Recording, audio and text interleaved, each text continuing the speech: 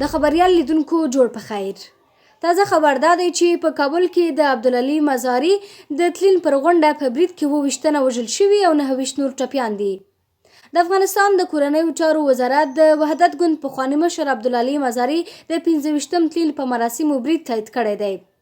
دغه مراسم د کابل د شپږمې حوزې اړوند د برچي مسلې مزاري په سیمه کې روان وو.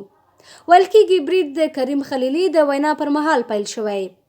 کورنیو چارو وزارت وايي د برید په قربانیانو کې ښځې او ماشومان هم شامل دي.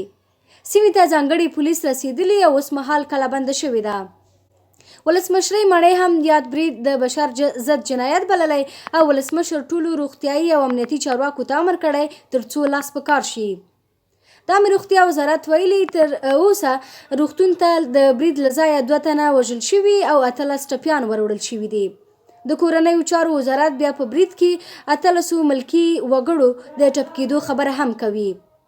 تیر کال هم د عبدالعلي مزاري د تلین په مراسمو راکېټونه لګېدلي وو چې لږ تر لږه 3 تنه پکې وژل شوي او 19 نور ټپیان وو.